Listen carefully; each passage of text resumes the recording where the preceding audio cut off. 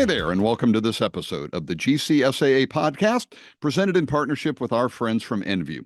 I'm Scott Hollister, the editor-in-chief of GCSAA's Golf Course Management Magazine, and I'm glad you could join us for episode 58 of the podcast.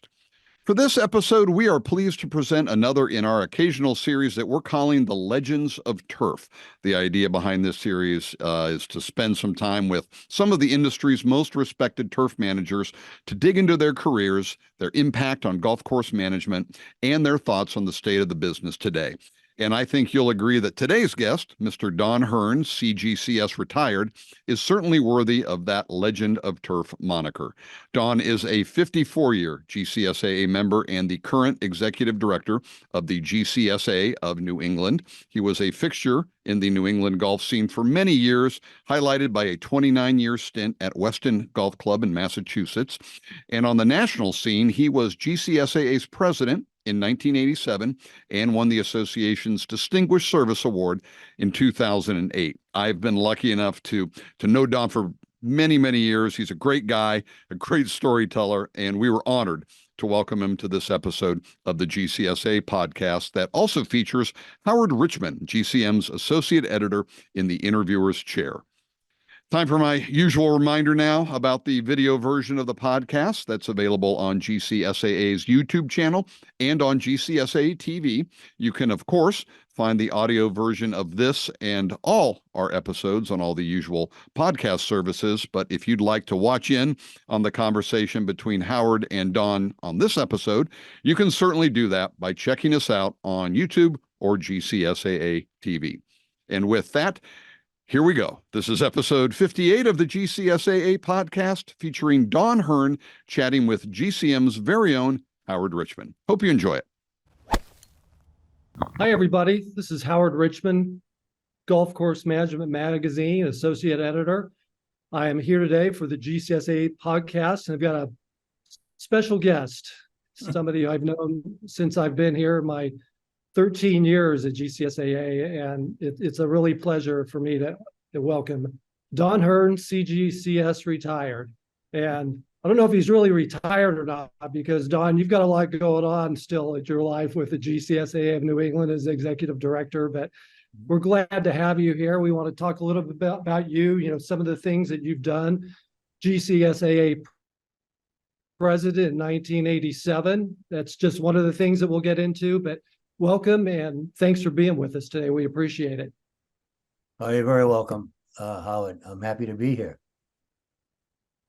Well, it's wonderful to have you. We'll talk a lot about New England. That obviously is a topic that you know a lot about. You're from there. Tell us a little about people that may not know you, where you grew up, the city you grew up, and what life was like for you growing up in Massachusetts.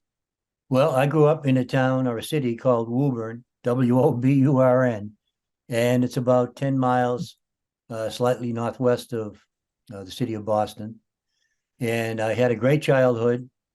I grew up in a neighborhood where we were all, now in retrospect, never even thought of, how much money our parents made or what they did for a living other than what they did for a living.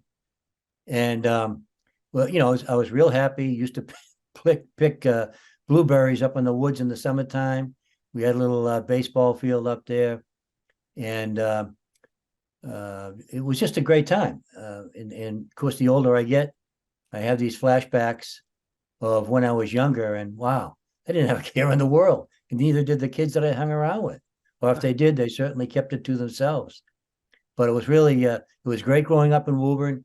Like I say, I never noticed any class distinction. We were all hanging around, and I know it's going to sound crazy because I've not lived in Woburn for over 50 years now.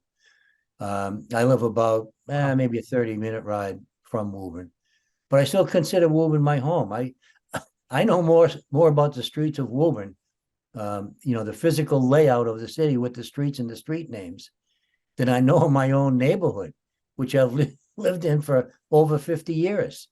Because in this neighborhood, when I was working as a superintendent, I would get up in the early morning and head like a dart down to work, and the same thing at the end of the day or the early evening, I just head back to home. And of course, I didn't grow up in this neighborhood, so I wasn't, walking through the woods and knocking on my friends' doors. It was just, different back then. But I had a great life growing up. Nothing was miserable for me, or maybe I was miserable, but there was nothing miserable in my upbringing that I say I wish it never happened. Maybe one thing, my father, he liked to drink a lot, but even then it was he was a good guy, I thought. But that's a little bit about where I grew up and where the town was located, or still is located, where I grew up. And I still go over to Woburn Country Club every once in a while, and see some of the people that I've met over the years, and see people that knew my dad. Even there's still some of them are still living. Who introduced you to golf, Don? Actually, my dad. My father played golf like many of his friends, and a couple of things stand out in my mind about Woburn Country Club. I believe I was 9 years old, and I have this place on Woburn Country Club in my mind, indelibly imprinted. And I was leaving the seventh green, and I was just walking along with my father. I think it was a weekend, and he probably told my mom, "Hey, I'll give you a break and take this little squirt over the golf course with me." And maybe he had taken me over there many times before, but this one particular time has stood out for all the years that I've lived. And anyhow, we were walking from the seventh green up to the eighth tee, slight incline, maybe slight incline, maybe I don't know, maybe 200, 250 feet between the green and the tee. And he turns to me and he says, "Hey," he says, "you want to carry the bag?" I said, "Yeah, absolutely." He put the bag on my shoulder. I almost fell down. I said, "Oh, this is crazy. What am I wishing for?" So, I don't know what to do. I couldn't say, "Oh, it's too heavy, I can't carry it." So I tried lugging it up to the rest of the incline to the eighth tee, and he says, "Whoa, give me that. You're not going to be able to do that." So I just walked the rest of the way with him. And I don't know, how many years later it was. And there's probably a gap I'm sure there's a gap in my memory. But that's something that's always stood out in my mind. And the first round of golf I ever played was at Woburn Country Club. And it was in the attic of our home in Woburn. I found an old bag because my grandfather used to play. He lived in our house. And in fact, he died in our house, which I guess wasn't uncommon, back then. And I was out with my dad. I forget where we were, and came back and pulled in the driveway, and I knew something was up. There was some strange vehicle there. I don't remember him telling me specifically that his father, my grandfather, passed away, but obviously I came to know that. So he was a golfer. And so I went up in the attic and rummaged around. I found this old golf bag. It was an ugly piece of a golf bag, but I didn't care what it looked like. And I think my mom dropped me off over at Woburn Country Club. And the golf pro there at the time was a fellow named Sammy Vedetta. Real nice fellow. And he had a collection of lost and found clubs. I don't know how many he had, but he cut them down. He cut a driver down. I have it. I wish I took a photograph of it now, but I have it again embedded in my head what it looked like. And he cut it down to my size, put a new grip on it. And I had found some old wooden clubs. One of them was a wooden shafted club, a wooden shafted putter rather, upstairs, again, looking for a golf bag that were my grandfather's. So I stuck a few of them in that bag, and he stuck a few more clubs. I'm going to guess I probably went out and had, I don't know, maybe 5 or 6, 7 clubs in my bag. And I was all by myself. I played all day long. And it was a rainy, off and on rainy and misty day. So there was no one out there. I mean, literally, there was no one out in the golf course that I can recall seeing. And I think the first 9-hole round that I played, I was 113. I mean, I could have been 413. It didn't matter. I was happy as I guess a snake could be in tall grass. It was just great out there playing. And I just don't remember, the physicality of the day. Again, I remember going down the 7th hole, hitting a couple of shots from the tee. 113, and I don't remember the rest of the day. Maybe I was just euphoric of over, what I had personally accomplished, and it didn't really matter where the ball went because I had caddied so long over there by that time that I picked up a swing and putting stance and the lingo and stuff like that. So I was just a happy kid, and I just loved being around the golf course. I was excited, like a lot of people are, when I found a golf ball. Didn't matter whether it was back at that time, an old Pinnacle or I'm trying to think of some of the old balls that were in vogue at that time. Titleist, I think they had a Titleist red, Titleist black ball. Now, I don't know how many versions of Titleist there are out there. But anyhow, that's a little bit of my my background and how I got actually hooked into golf, and I guess we'll talk about other things maybe related to what I just said as we go along. Yeah, we'll get back to Warburton in a little bit, Don. You were there from 1972 to 2000, so you were there for a long time. But tell us how you got into this industry. What made you want to come and be part of this for so many years of your life?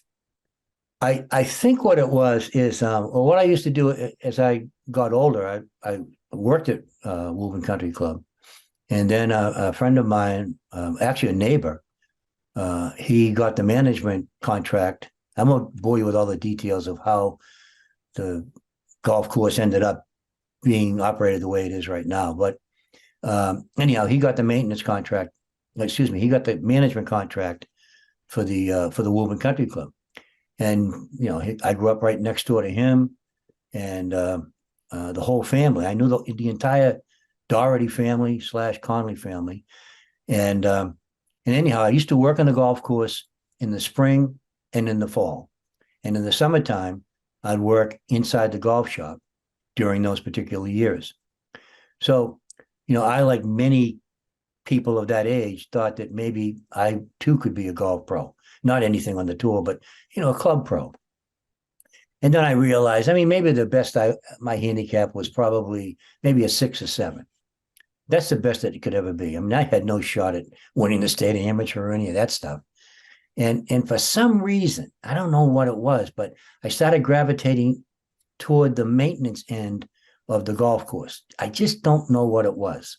But anyhow, I liked it more and more, and I disliked more and more working inside the shop.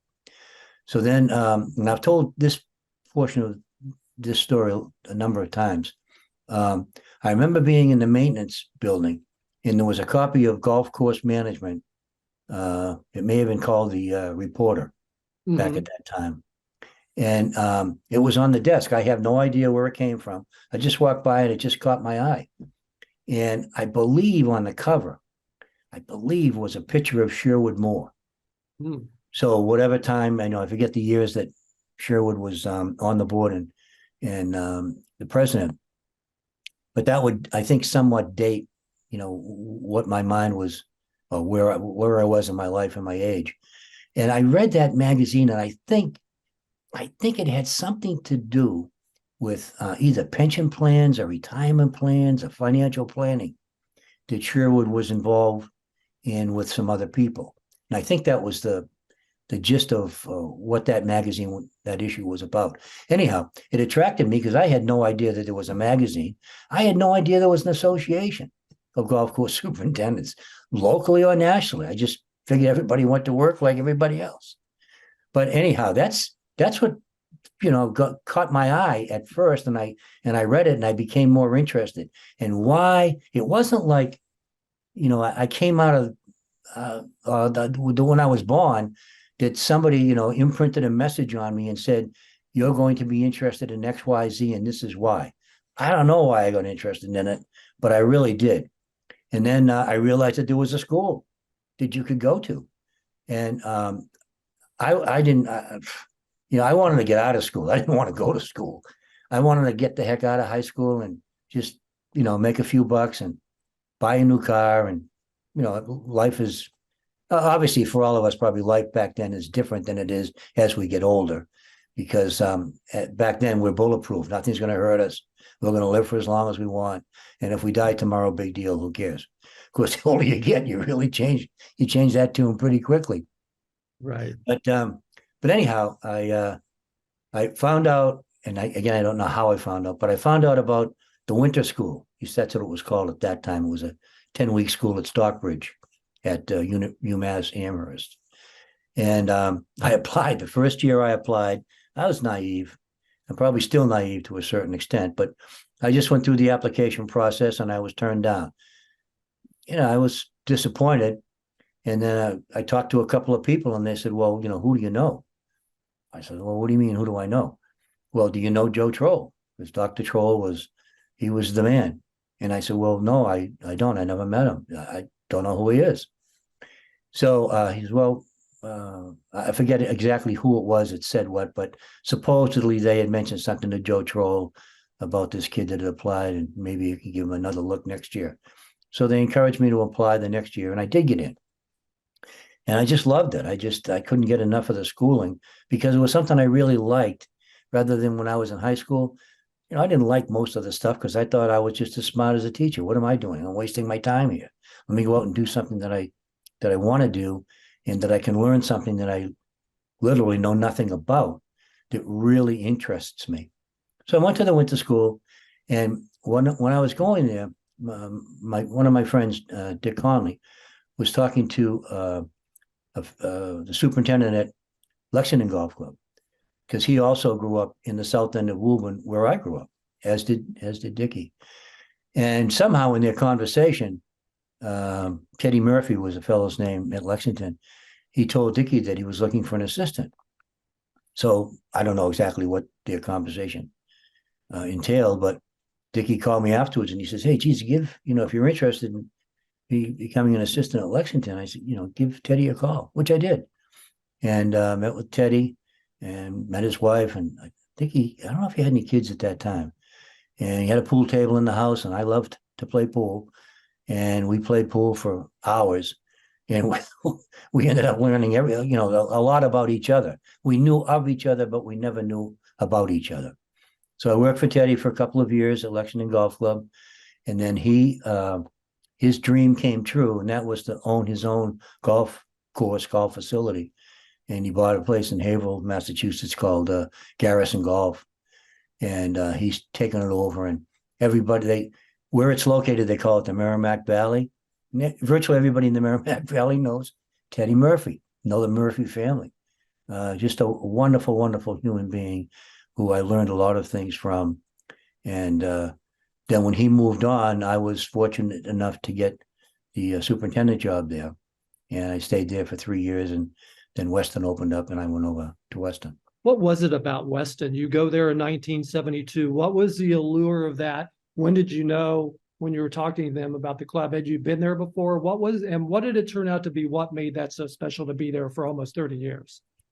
It was considered, at that time, a real good club to be at. And my predecessor, Phil Cassidy, who happened to be a board member, I forget what year or years, but he was a board member of GCSAA, way back. And Phil is just a nice human being, a very quiet, a gentlemanly type person. And I got to know Phil a little bit when I joined the association. And, I always liked Phil. And it was funny because, when I say every year, this is a slight exaggeration, but every year the rumors would start that Phil was going to retire at Weston. And boy, that's a great job. Well, as fate would have it, when I worked at Lexington, one of the green chairmen at Lexington was also a member at Weston.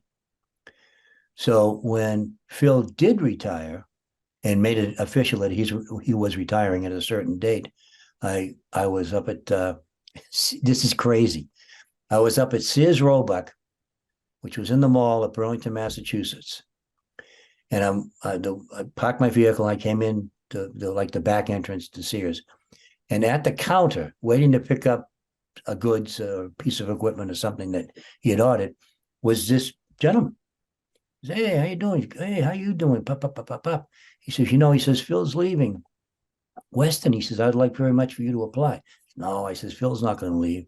I said, you know, he just hired this fellow as the assistant who was the superintendent at a 36-hole course. So we all thought that that person was going to become the superintendent. And I said, nah, I said, that's not going to happen. He said, it will. I said, well, how do you know so much? He says, I'm on the search committee. I said, wow. So anyhow, make a long story short, I applied for the job just like, I don't know how many other people. And to my surprise, the chair of the search committee called me and he said, they'd like to come over and look at the golf course, blah, blah, blah, which they did. And then they narrowed it down to I don't know how many people and invited those people to come over to Weston to make a trip around the golf course there, which I did. And, you know, then afterwards was a little bit of an interview. You know, Zoom didn't exist and all the technology didn't exist to communicate with each other. So it was either a telephone call or a physical meeting. So it was the physical meeting. And then lo and behold, they chose me. And, you know, I was on a cloud for a while. So anyhow, that's how I got the job. It wasn't like I knocked on a door or, you know, they came out. If I didn't have that fellow in my corner, I don't know. My hunch is I wouldn't have gotten the job, but I don't know that for a fact. But I don't want to say, well, I got the job because I was the most qualified. Even back then, I didn't think I was the most qualified. But doesn't matter. Who knows? Maybe I was the most qualified.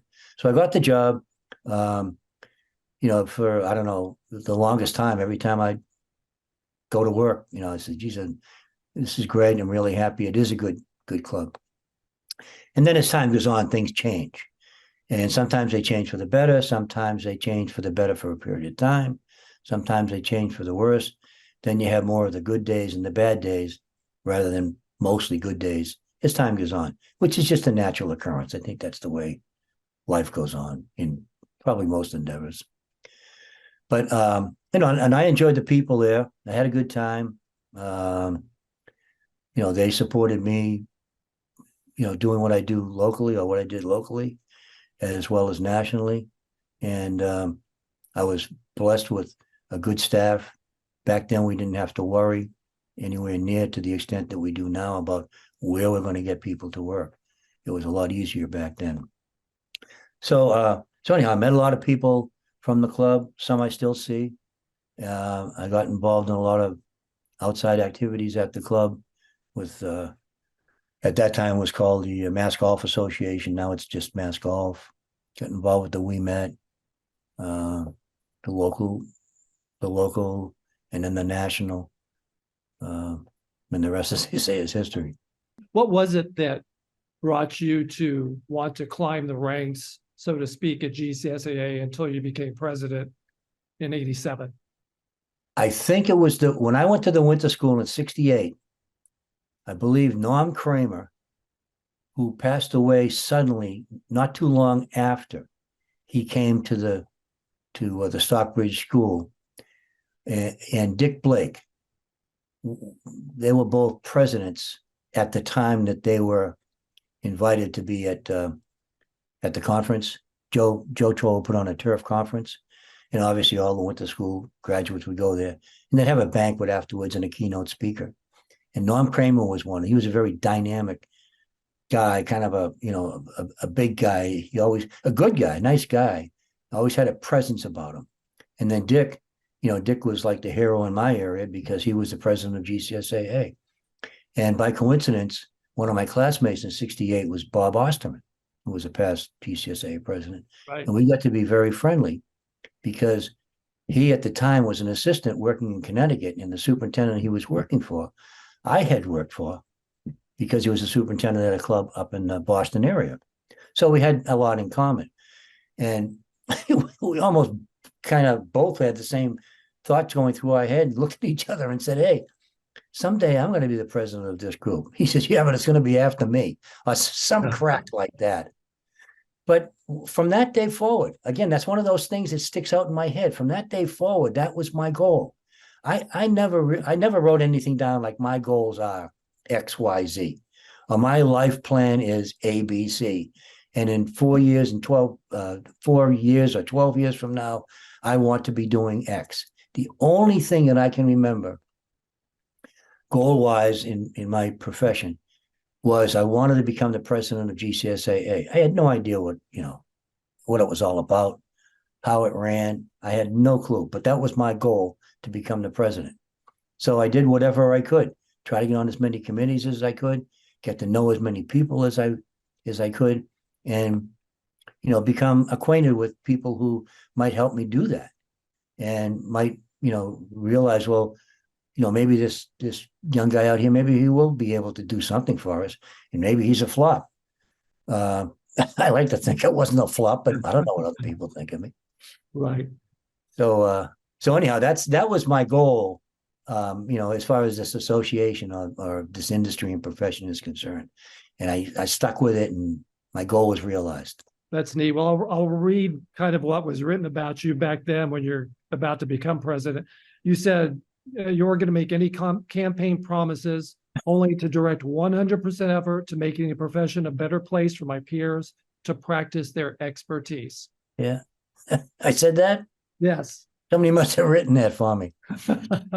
No, yeah, well, that's how I felt. I mean, I still, if those words were repeated to anybody, I wouldn't be embarrassed or have to say, oh, I didn't really mean that, or that wasn't really me. No, that's the way I felt.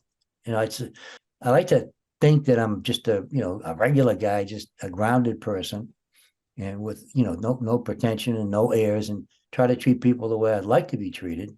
And I get upset when people are treated not properly.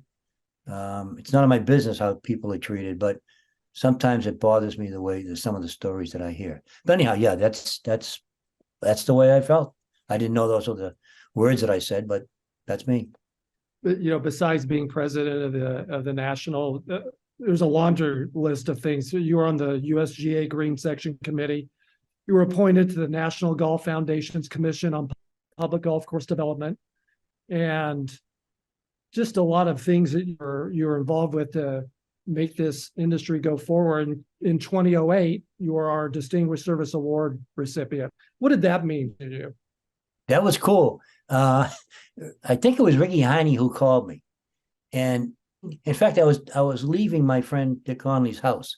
I was getting ready to get in my vehicle, and there was something going on at GCSAA where Ricky calling me wasn't uncommon, because he was the president, and they were discussing something. I forget what it was. So when he called, I figured, well, maybe he was just calling to get my opinion on whatever it was they were discussing. But anyhow, he told me that I had won this award. And I said, hey, Rick, I said, you called the wrong number. I said, no way. He says, yeah, you get, so obviously I was, I felt proud that somebody had the initiative to do that, and somebody else or a group of other people had the wherewithal to agree with them, or at least the majority agreed with them, I guess. And I was proud of it. Well, I'm still am, not back then I was extremely proud, just as proud today as I was then about that. I don't think about it all the time. But yeah, I was a happy guy. It's really, it was a wonderful honor to be bestowed on me. We'll get back to this episode in a minute, but now a word from Envu, a gold-level GCSAA partner that is committed to working with golf course superintendents to accomplish great things on the course every day. The company has the expertise and innovative solutions to help you meet the challenges of maintaining your course through the winter to make sure it's beautiful and playable next spring. December is a great time to analyze the results of your 2023 Cool Season Turf Management Program to learn what adjustments to make for 2024. For example, you can study the effects of unusual weather and how your strategies performed. You can also review the performance of your primary applications and make adjustments. And you can always reach out to the Envu team for support and expert assistance. Warm season superintendents know that December brings challenging weather conditions, but it's also a great time to proactively protect root health and maximize photosynthesis. Consider Signature Extra Stress Guard fungicide for proven Pythium control that can increase chlorophyll, photosynthesis, and root growth. And to protect your roots from underground threats, apply Recilia Root Health Solution. This all-in-one product works well in combination and rotation with Stress Guard products to keep your turf protected and healthy. Contact your Envu representative or go to us.envu.com/golf to learn more about agronomic solutions that can help control weeds, diseases, and soil-borne pathogens this winter for a more beautiful, playable course in 2024. Always read and follow label instructions, and remember that not all products are registered in all states. Once again, our thanks to everyone at Envu for their support of the GCSAA podcast. And now, let's get back to this episode. Another aspect of your life that you really became interested in and entrenched in, you like to write. And that's something you've done for a while now. You've written for GCM magazine in the past. And I'm sitting in the building right now that's been here since 1991 at headquarters. But there was a time you were here when we were in another building here in Lawrence that you went to. It was a newsletter editor seminar. Do you remember that? I don't remember that. I mean, I remember the building, but I don't remember that, but I'm pretty sure that did happen. Yeah. Was that important for you to exceed and excel in writing? Is something that was important to get the word out for your peers, for New England in particular, or how did you view that? No, to me, writing was like speaking in front of an audience. I felt that virtually most of what I wrote, I felt that I sort of like fell on my face, because I mean, I don't have a background. I didn't go to college to become an English major. I didn't take classes at night to learn how to write. And I realized that the more I read about things and the more I listened to people, the ones that I admired the most were the ones that wrote like they spoke. And whether the spelling was incorrect, whether the syntax was incorrect. When I was a younger person, I think I'd be critical. And I'd say, geez, wow, how can somebody, not proofread? Well, how can somebody write something like that? But then, you realize there's other things in life to concern yourself with. And I feel the same way. It's not that I don't care. I care a lot. But I might think, yeah, that sounds pretty good. And then I look at it again and it sounds, well, I'll change this and it sounds better. But I don't know, because very, very few people get back to me, or probably to anybody else, and say, boy, that article you wrote really was awful. Or, that particular part of it was awful. The only thing that people express to me, with rarity, is, oh, geez, that was a good article. I say, they didn't say which one. I don't know which one they're talking about. And then when I quizzed them a little bit, they can't really remember what the article, they can remember what the article was about, but they can't really remember why they liked it, but they liked it. And however it was written, it really didn't matter, because I could have had the most astute English writer use his or her words and say exactly the same thing that I was saying or writing, and Christ, I'm not going to even read that. That's garbage. But that's the way, that's the way it is. So yes, I write. Writing's hard for me because it doesn't come naturally. And what is happening is the more I do it, the less fearful I become of people snickering at what I write. Because I can always say, well, when you send your first article in, I'll be happy to edit it, or I'll be happy to comment on it.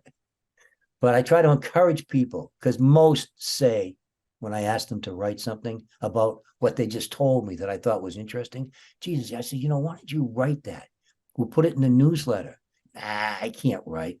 I said, well, neither can I. I said, but at least I throw stuff in the newsletter, every 2 months now. And I says, some days I enjoy it and sometimes I don't. Sometimes it's a hassle. But, you should do that, because you tell me, I can't remember everything that you just told me to tell somebody else. But, you gave me some ideas. And I'm sure that if you gave me some ideas and some appreciation of what you're doing, others will be even more appreciative, because they're actually still doing it. They're doing what I used to do. So that's my experience with writing. I don't consider myself a writer, but I like to contribute. That's awesome. Well, you have the experience, 54-year member of GCSAA. You've seen a lot through the years. How has the industry changed, transitioned, technology? What are some of the things that you've seen that you think have really benefited? Things like you maybe like to see in the future? Where does it stand now for you?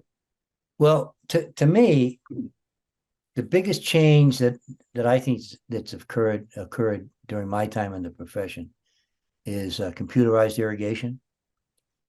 To me, that's number one, and still is number one, but it might drop as time goes on. And I'm just ecstatic about these robotic mowers. In fact, I forget the publication, the online publication that I saw, but I just saw two more from two companies that are not, turf companies. They're not from Jacobson, Toro, or John Deere, or Baroness, or some other. They're just some other company that is probably tied in with a technology company that provides the technology to operate these mowers. They don't look anything like the conventional mowers that we see mowing fairways, but the mowing units are like what we have. And to me, that's a whole new horizon. And people say, well, yeah, but you're going to get rid of jobs. Well, who isn't complaining now about not being able to hire enough people? And it's not that people aren't available, because because people are available. But when you look at the working conditions that people have to go to in some of these facilities, they're horrible. They're horrendous. And if you go to a club member and they think it's a wonderful job because they see you on the golf course. Well, when they're on the golf course, most times it's a nice sunny day. That's why they went to play that day. Say, boy, I wish I had this kind of office. This is great. Yeah, it's great right now.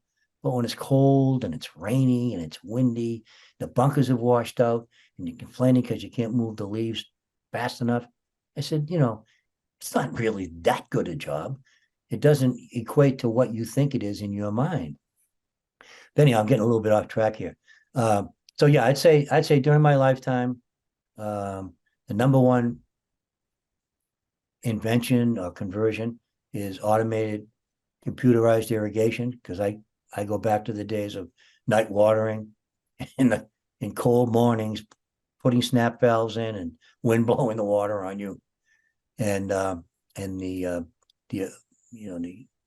I guess I can't think of the word right now, but the technology involved with the spray units that are GPS controlled, some of the mowing equipment that the automated Greensmore, Cub Cadet, I think, was a company that eventually bought it. Whether that will come back or something else will come back to take its place, I'm sure it will. I don't know what it will be looking like or how it will be operated. But even now, the autonomous mowers, the robotic mowers, I guess a lot of them now, instead of having that little wire around the edge of the areas where the mower is not supposed to go beyond, I've been told that that's being done or has been done away with in many cases. So they're becoming more and more streamlined. And I listened to a podcast not too long ago, and I think it's John Mearsman down at Philadelphia Cricket Club. He's got a bunch of them down there doing a bunch of different things. And, he's very excited. And he made it a point to mention that they didn't do it down there to save the labor, because so they did it for a number of reasons, I'm sure. But one of the big reasons is they can take the staff they have today and spend more time doing other things on the golf course that may have been needed, or now that they did them, people appreciate them, rather than bringing in a dozen mowers and laying off, I don't know how many people they replaced, but laying off a couple of people. He said that they didn't do that. So others who right now are understaffed and they're stretching and they can't get everything done because they just don't have enough people. In a situation like that, robotic mowers might be their answer. And as time goes on, they're going to get better and better. The cost is high, no question about it.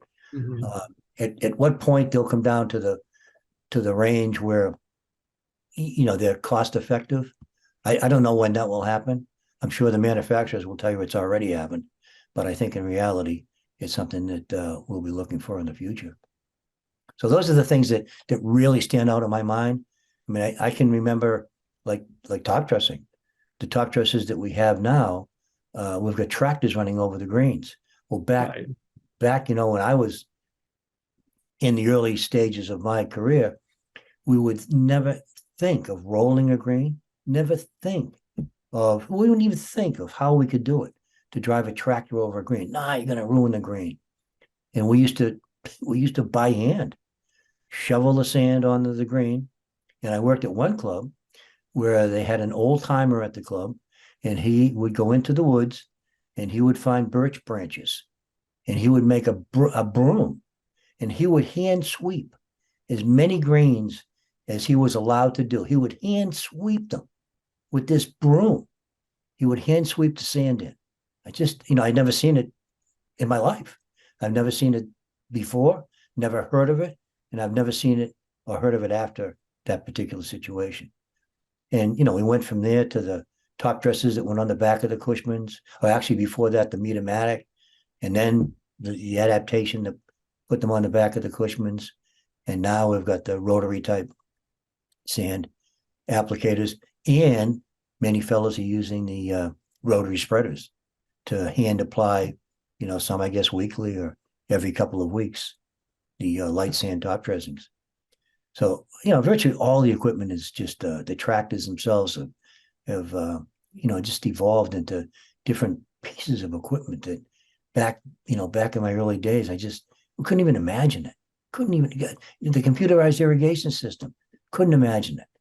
It was just crazy. I mean, it's nuts. And I now, I've been retired for a number of years, but I'm on the course rating team for Mass Golf. So I probably rate maybe 10, 12, 13 courses in the course of a season. So I always try to contact the superintendent before I go there and meet up with him, because they've all been him so far. And, just shoot the breeze. Most of them are members of the association, but a few aren't. And, just put their fears to rest, because they think, as I did too, until I really knew about it. I used to think that it was a bunch of low handicap golfers who thought that they were experts in, you could name something, they could fix anything, they could fix bridges, they could do everything. And that they would subjectively rate a course from the standpoint of, this is a good hole, this is a bad hole.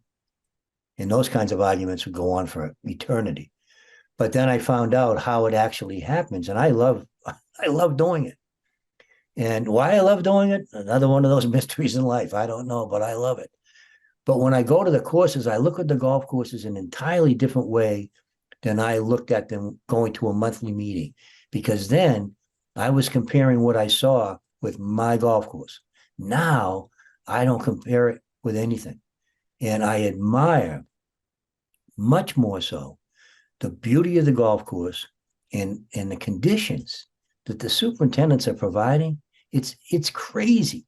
Even at, a relatively low budget public golf course, the greens. I mean, the greens on virtually all the courses that I've seen so far, and I've been doing it for 10 or 12 years. So I've seen a lot of courses. They're magnificent. They're works of art. And, in a way, it's so sad because, this, depending on the number of tee sets on the course, there could be 14, 16, 18 of us involved in a rating one day. And they're interested in their perspective is from the playing of the game. And most of them have absolutely, positively no clue about what a golf course superintendent does other than they work on a golf course. And they have no clue as to how the golf courses end up being the way that they are. And I get this sad feeling in my body that all the work that goes into it, since I know what goes into it, and it's just totally unappreciated. Not that people want to underappreciate it or not appreciate it. They just don't. Their perspective is different, just like mine is entirely different from theirs. And every once in a while, I'll say something, there might be a beautiful sculpturing of the land, beautiful to me anyhow. And I'd say, geez, in fact, this did happen. I was with a woman raider, and she's a very avid golfer and plays a lot of courses in various leagues and what have you. So I mentioned to her, I said, geez, isn't that a beautiful piece of work out there, the way that the land is sculpted? And she says, and it was almost like I was talking to myself, because she had played that hole not too long ago before we had been there. And she was telling me how difficult it was for her. No appreciation for the beauty of the land, none whatsoever. So I said, oh, okay. I guess I have to understand why to her didn't matter. She lost the hole. So their perspective is a little bit different. And it's really sad to see all the work that these people are doing on these golf courses. And there's just so little appreciation for it. Unfortunately, yes, we've come a long way. But I'm not sure that we're ever going to be, I don't know where we should be. Does somebody have like a measuring stick that's 4 feet tall, and we're at the 3 foot level, and we started at the 1 foot? I don't know at what level we'll be at when we as a group of people are happy that we finally reached it. I don't know what it is. Is it having, I don't know, 35,000 members?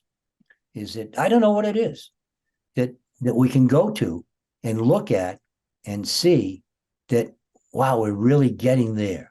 Because I don't know, where there is. And I think that as we move along upwardly, other professionals in our industry are also going to, in the game, are also moving forward. It's a tough race, I think, that we're in. And, for somebody to deny that we're not competing against our fellow staff members in many cases, I think that's folly. We are. And, I've yet to meet anybody that said, no, I don't want to be any better. I'm happy. Well, I've met a lot of people who say I'm happy where I am. And I'm one of them. I'm happy where I am. And somebody else could look at me and say, well, that's not really cool. You should be goal oriented. And when you reach that goal, you should be happy you reached it and then look for the next one. Some people are made that way. I'm not. But anyhow, I'm probably rambling a little bit too much now, so I'll kick the soapbox away. I was going to ask you, so when the GCSAA conference and trade show is held coming up in Phoenix here at the end of January, it's the first time in more than 30 years we'll have been there. And it's, yeah, I'm guessing, a special place for you because in 1987, when you were elected president, that's where the show was held. Yeah, right. Any memories of being there then, and what does it mean to you? Yeah, I remember it being rainy. I really do. The biggest thing was rain. I'm sure that the city has changed dramatically since then. I just remember our hotel was, close enough that we could get there without getting soaked. But we did have a lot of rain that particular time, which obviously was unusual for Phoenix to begin with. And other than that, I've been to so many conferences now in so many cities. It just runs together. And it's difficult for me to remember, what I was doing at the year we were in St. Louis or the year we were in San Francisco or Phoenix. I remember, like I said, the rain during the conference. And then afterwards, I was very, very friendly with Riley Stoddard. And him and his family and my wife and I think our kids were there. I'm not positive. But anyhow, we took a ride up to, is it Red Rock? Red Rock Canyon, north of Phoenix? I'm not sure. I should know that. I live there. Yeah. Well, anyhow, we took a ride up there, and he was somewhat familiar with the area, and we had a great time. We had a wonderful time with the Stoddards. So those are the two things that stand out to me. And I also played the golf tournament down there, and we played the Phoenician. The Phoenician's the only one that I remember. It's not called the Phoenician now. But anyhow, I played the golf tournament, had a wonderful time, met a few more people. And overall, it was a great experience. I have nothing negative that I recall happened in Phoenix. in kind of closing, Don, I'd be remiss if I didn't mention the backbone of the family, your wife, Joan, and your kids. Yeah. Talk about them and the support they've given you through the years. And They've all been great. My son, Donnie, I had him work for me down at Weston. He was like my little slave. And anything that I felt somebody else didn't want to do or wouldn't be happy doing, hey, Don, can you take care of that? So, he'd take care of that. And he had some buddies that hung around with, and he brought them to work for us too. So that worked out well. And he's married and happily into his own career. And our daughter, Kristen, she's now living out in California, and she's a nurse. She loves the profession. And my wife, Joan, and her talk virtually every day. So we're fairly close. We're geographically, a 5-hour ride from my son, and a half a day's flight to go out to California. But they had a good time. They met some people that we still see. We see the Lions. We see that family. Cadnellis, see them all the time. And Cadnelli kids now, obviously adults, swap stories with my kids. And we find out some of the things that they did. I had no idea, where all this stuff came from and how they pulled it off. Because I was really busy doing other things, and the kids didn't care what I was doing as long as I wasn't bothering them. They were having a good time. So the kids got to, each of the families got to meet other kids and the adults, and we're still very, very friendly. We see Dennis Lyon, and I see Steve Cadnelli all the time, and occasionally I'll see some of the other past board members and people at the various activities in the Northeast. So that's kind of it. well, Don Hearn, CGCS 51st president of the GCSAA, thank you so much for joining me and us on the GCSAA podcast today. We really appreciate your time. Well, thank you, Howard. I had a good time. The time really flies, and hopefully I haven't bored you to death. No, not never, Don. It's Okay. always great to be around you and with you and chatting with you. Thanks so much. All right. Thank you, Howard. I'll see you soon. I'll see you in end of January. Look forward to it. Thanks, Don. Thank you. Our thanks once again for tuning into this episode of the GCSA podcast. I want to thank Don Hearn for taking the time to sit down with us to discuss his legendary golf course management career. And I want to thank GCM's Howard Richman for taking over the hosting duties for this episode. We've got a bunch of irons in the fire as we plan our future episodes of the podcast, including our annual State of the Association chat with GCSAA CEO Rhett Evans next month, and a series of live recordings of this and other superintendent-hosted podcasts on the GCSAA podcast stage at the 2024 Conference and Trade Show in Phoenix, which runs January 29th through February 1st. For now, though, we will say goodbye with a thank you to our podcast editor, Evan Shapiro, to everyone at Envu for their ongoing sponsorship of the podcast, to the GCSAA Board of Directors and all my coworkers at Association headquarters in Lawrence, Kansas, and of course, my thanks to each of you for subscribing, downloading, and listening. Until next time, happy holidays to you and yours, and we'll catch up again soon on the next episode of the GCSAA Podcast.